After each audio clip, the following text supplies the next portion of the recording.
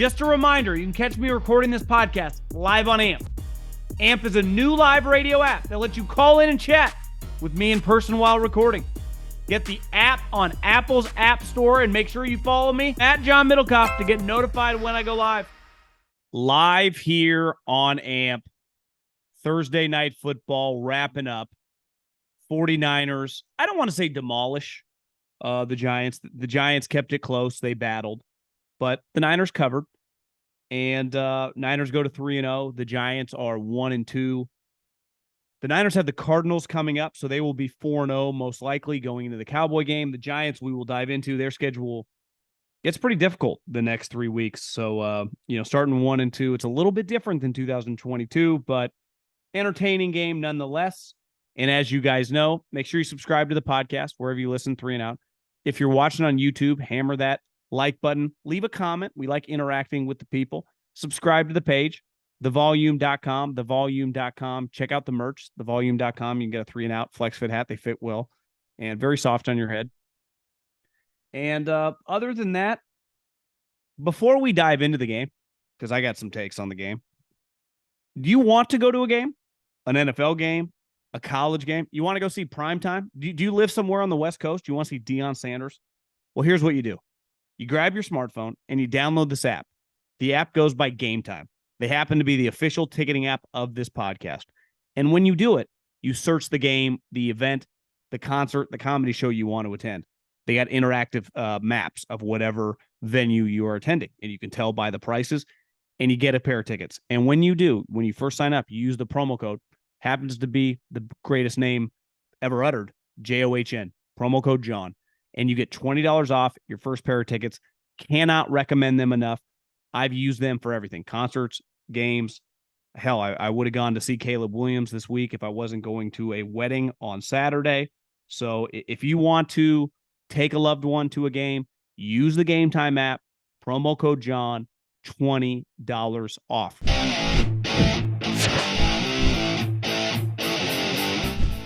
Let's dive into Thursday Night Football. And I've been born and raised in Northern California. Dad was a diehard Niner fan.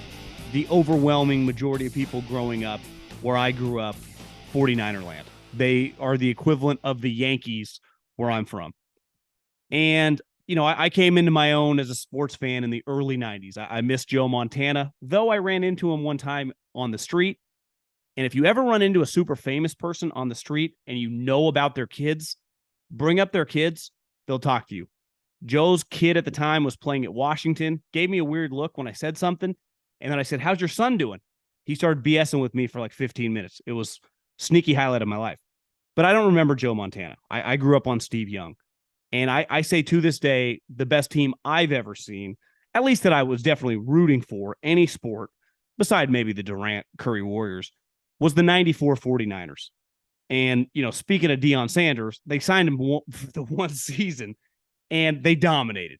They had like 15 Pro Bowlers. I mean, I think legitimately they had 12 Pro Bowlers. They had like 10 or 11 All-Pros.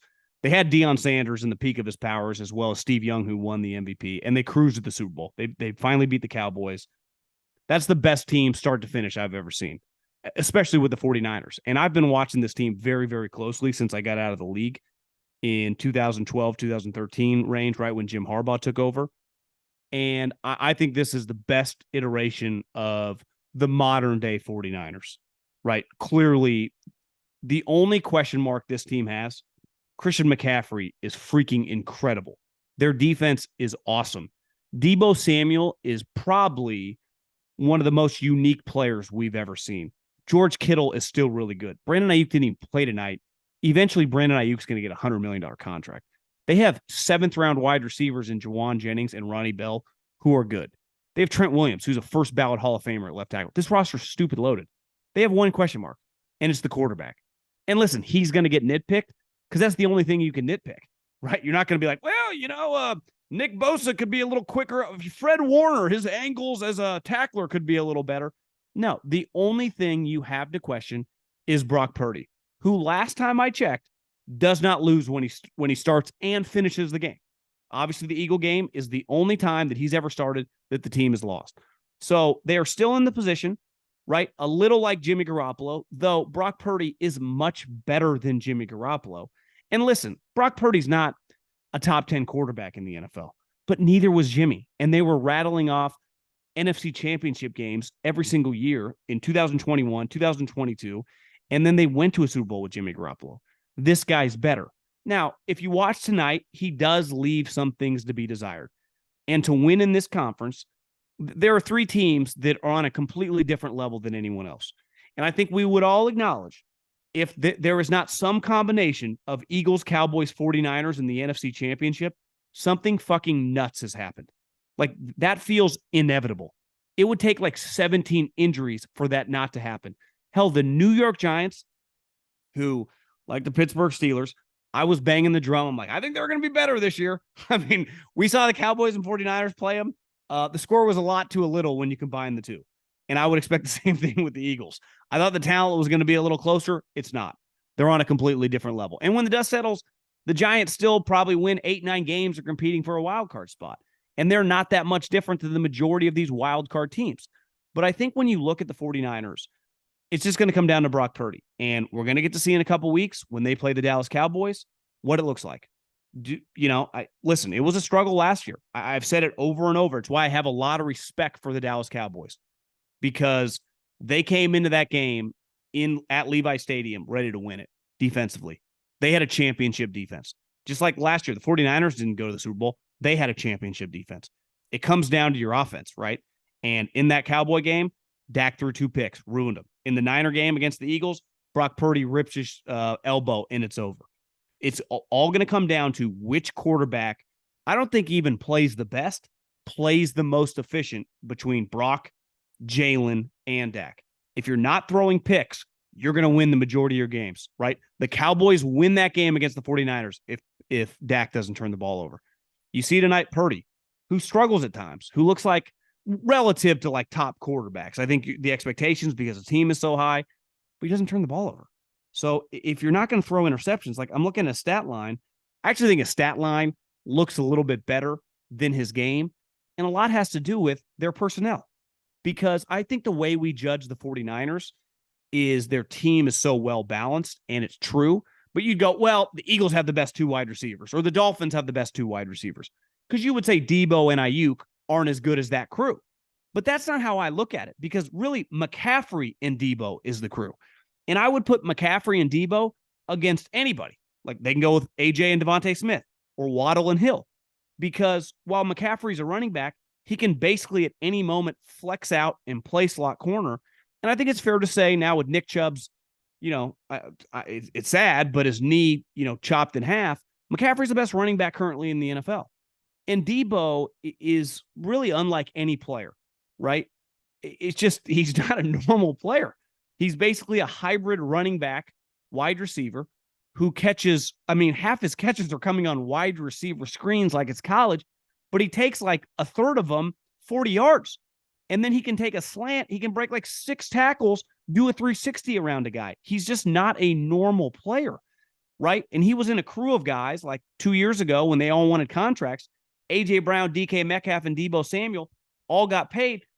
A.J. Brown and DK Metcalf are true outside wide receivers.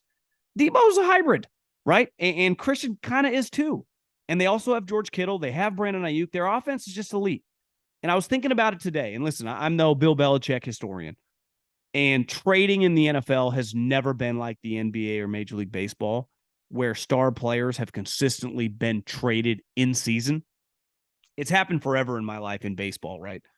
A CC Sabathia, a Verlander, whoever get traded in the middle of the season. Either their team knows they can't re-sign the guy, or they just get the prospects or whatever. It really happened probably in the last half decade that has been very consistent. Quote unquote star players get traded in the middle of the season.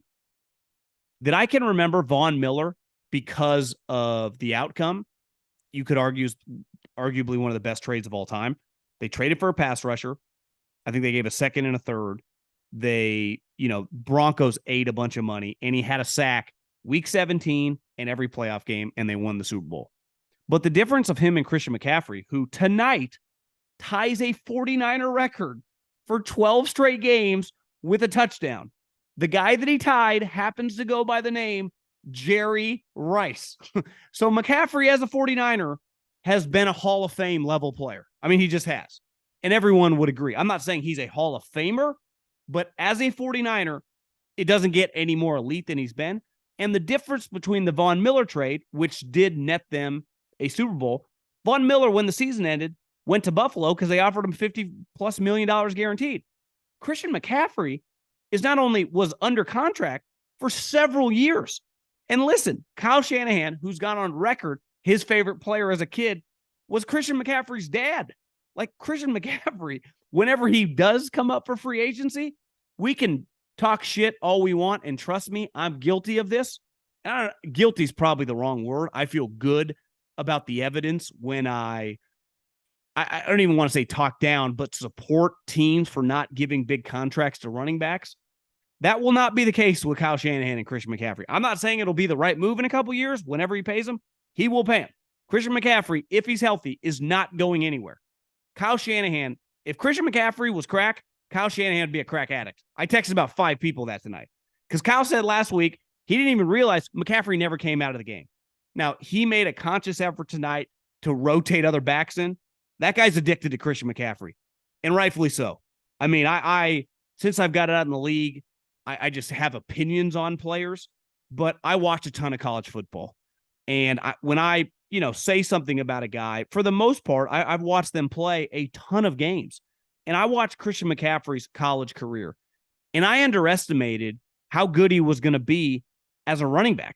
I thought, I think he'll inevitably be in kind of transition to be more like an Edelman, Welker, like an elite slot receiver than a true between the tackle running back. And one thing, and listen, I've talked to this guy several times about this. He went on record the moment he was coming out, and he pounded the table forever. And it was David Shaw, who has an NFL background, who's been around, pro-style football players for decades, said, I think people underestimate how good McCaffrey is as a true, between the tackles running back. And he was right. I thought about it tonight. I don't think the Panthers, because I thought they were kind of crazy.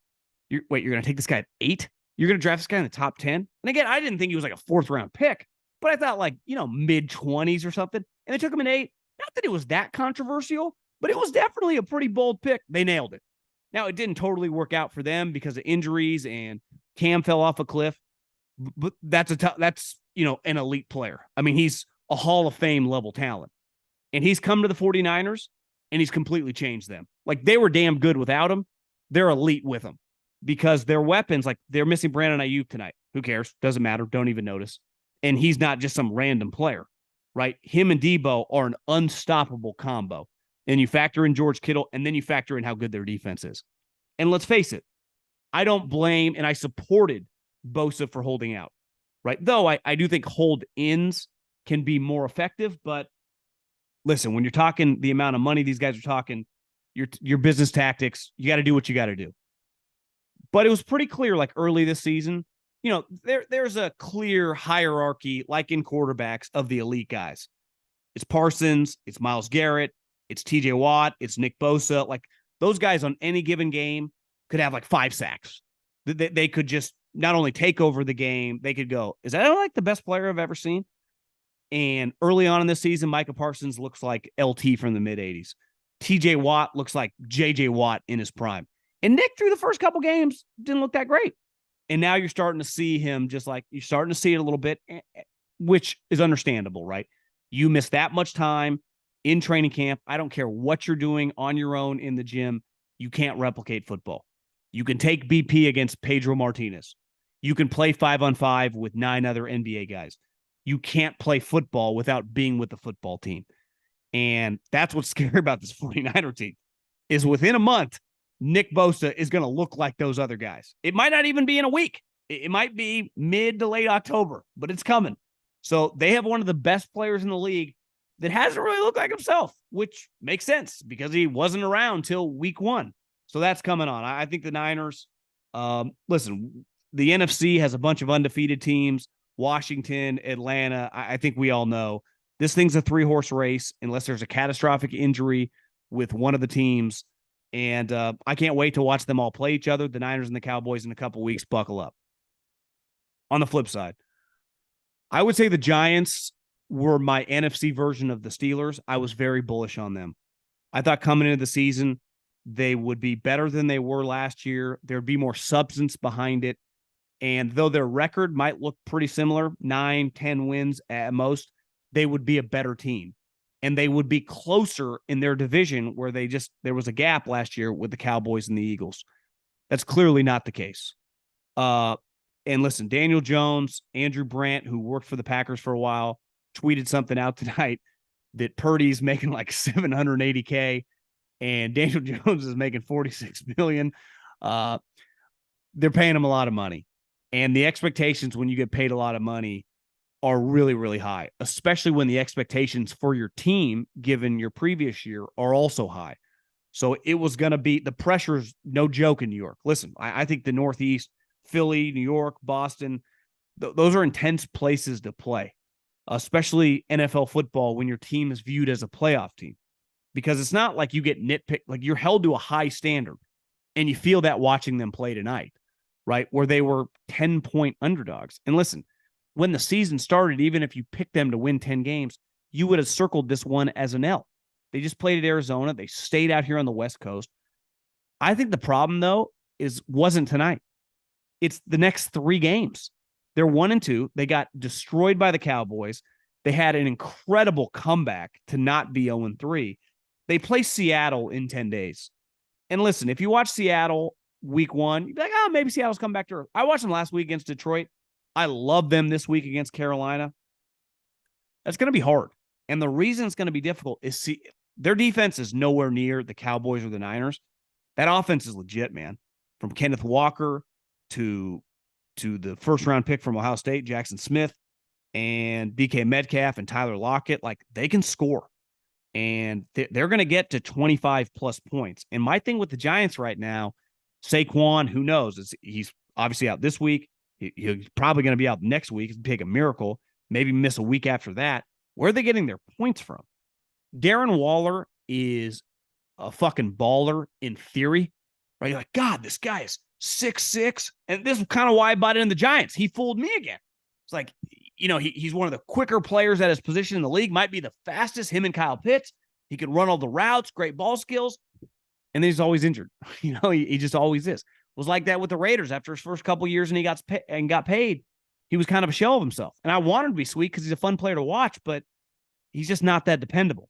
So if they don't beat Seattle, which I think is going to be very hard, and when the dust settles, assuming Seattle doesn't have a bad injury this week, I think that line is probably like a pick 'em.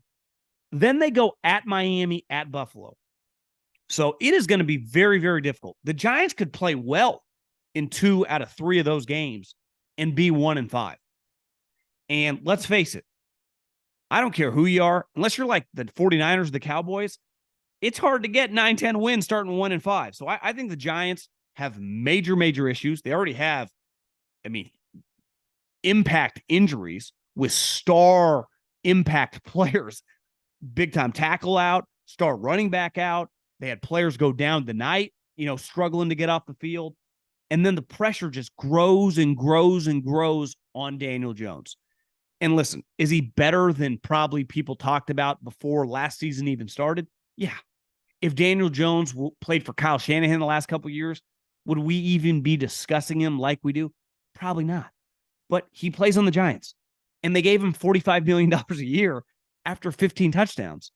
And it's win-loss stat doesn't directly correlate with the quarterback, right? It's like they're not a tennis player or a golfer, but most good quarterbacks win a lot of games. And if you're going to 1-5, it's got to be a little reflection of the quarterback. And I'm not some anti-Daniel Jones guy, but I think this thing could get ugly just looking at their schedule. So Niners, I don't even want to say roll. They actually kind of struggled tonight at times, but relative for them, they win by multiple touchdowns. It looks like they're cruising to a 13-14 win season. And they're at the point now, and I think the Cowboys are in this, and the Eagles are as well, where they're just going to be judged on the times when they play each other. And we get that here in a couple weeks. And the Giants, I think they're already fighting for their playoff lives in week 4. It's crazy how fast things happen in the NFL when you start slow. Because you start slow and your schedule, all of a sudden you realize you play two sweet teams. You're like, we better fucking win this game or adios to our season. We're back with another week of football, and DraftKings Sportsbook is keeping us in on the NFL action with great offers every single game day. New customers can bet $5 and get $200 instantly in bonus bets. Throw 5 down on any of this week's epic matchups to walk away an instant winner. And DraftKings isn't stopping there. All customers can take advantage of 2 new offers every game day this September. Football's more fun when you're in on the action. So download the app now and sign up with the code JOHN, J-O-H-N. New customers can bet $5 to get $200 instantly in bonus bets. Only on DraftKings Sportsbook, an official betting partner of the NFL. With code JOHN, J-O-H-N, the crown is yours. The other news of the day that is just beyond shitty. Listen, guys get hurt in football. And I say this all the time, right? You can get hurt in football in April training on your own. Like you can pull an Achilles at the gym with your trainer, let alone at OTAs in a non-contact injury, let alone in training camp when the pads come on, and obviously in the games in the regular season. But I think once the regular season starts, losing a star player in practice, there's nothing worse. There really isn't. Because at least during the game, like the guy, I don't know. I don't even know how to describe it. I personally think, and when I was in Philadelphia, we signed Nnamdi Asomugha, who was terrible. But I remember he got hurt in practice, and everyone thought he blew out his knee, which, looking back, would not have actually mattered to anything. But at the time, it's like, this guy just blew out his knee in practice. And it doesn't happen that often. Remember a couple years ago, I think Deshaun Watson tore his ACL in practice. And Trevon Diggs today with the Cowboys tore his ACL in practice. I think their center got hurt as well.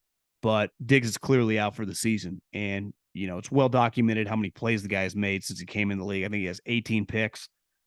I saw a stat today on PFF so far this season. He's been awesome. Now, granted, they've dominated 2 games against the Giants and the Jets, but that sucks and that hurts. I don't think it derails their chances to be a NFC champion or to be a Super Bowl contender, but that is a big blow.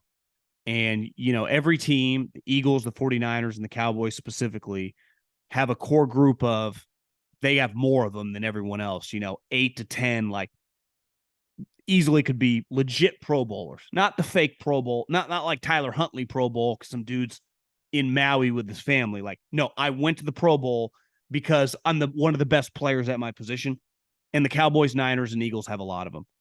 And when you lose guys like that with torn pecs, torn ACLs, whatever, for the season, it's one thing to roll. It's guys get hurt, right? Lane Johnson got hurt last year. Ayuk's hurt right now. It happens. It's another thing to lose the guy. It's like, he's not coming back. And a guy like that, who's just such a playmaker. And I know it was, I think 2 years ago, they just paid him a bunch of money. I think they gave him $40 million guaranteed. He was well worth it. I'm a big believer at corner in playmakers, right? Not everyone's going to be Deion Sanders or Darrelle Revis. They're going to be like, oh, they're just going to shut the guy down for 60 minutes. That's not most guys. Most guys, even the good players, give up plays. Remember a couple years ago, it was like, well, he gives up a lot of plays. Like, he also has 7 turnovers, right? He has 8 picks. Like, 4 of them are pick sixes. Like, I live with playmakers. I think the same thing with quarterbacks. It's like, well, he has 11 interceptions on the year. Well, he also has 40 touchdown passes. So I will take the good if there's a little bad. And Diggs brought a lot of good. And I do think there's something, there'll be a rallying cry and they'll be fine. I mean, who they play? They play the Cardinals this week. But that hurts. And I can't even imagine that vibe at practice. I think Dak Prescott told like Ed Werder before the news became official, like we're praying for him. Like they know. And sometimes, remember it happened to Kelsey a couple weeks ago, goes down in practice, and by the next day, Schefter had been tweeting like they had feared that it might be a season-ending injury. No one's sleeping well. This one happened pretty fast, and they had the news. And this hurts. It really does. And listen, a lot of people love to hate the Cowboys. and always push back. They haven't made the NFC Championship in 25 years. And facts are the facts. But this team, and I even thought last year, is a fun watch.